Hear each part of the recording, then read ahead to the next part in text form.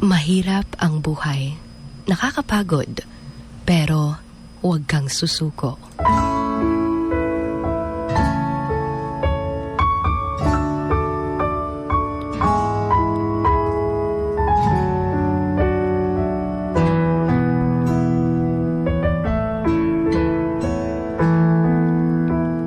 Naranasan mo na ba yung akala mo wala ka ng pag-asa?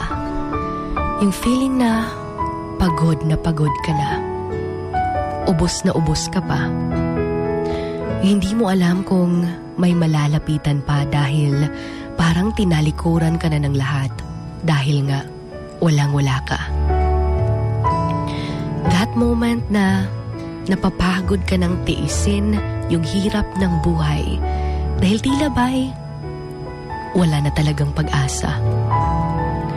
Kanabit ang feeling grabe na imong pagpaningkamot pero feel ni mo wala lagi gihapon. You're mentally and physically exhausted. Yung wala kang peace of mind. Yung feeling na araw-araw para kang isinabak sa isang racing competition na dapat ikaw yung mananalo. Ang hirap ng buhay. Yung parang gumagapang ka araw-araw dahil sa sobrang daming pagsubok na iyong pinapasan. Naging sobrang buti mong tao sa iba.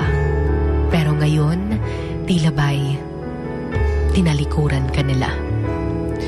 Gikaya ni mo tanan tungod kay wala kay laing masandigan. Di pod ka pwede nga magsalig sa uban kay ikaw pod ang ilang gisaligan.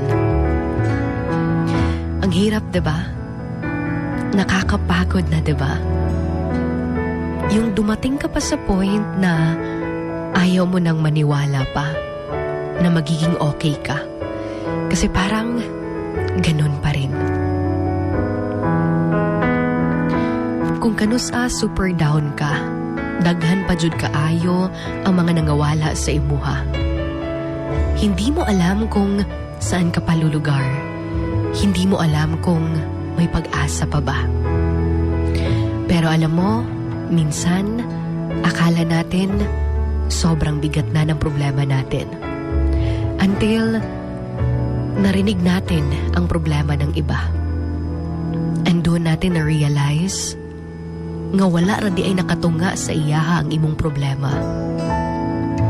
Doon mo rin nasabi sa sarili mo na wala kang karapatang magreklamo sa buhay dahil kahit mahirap ito,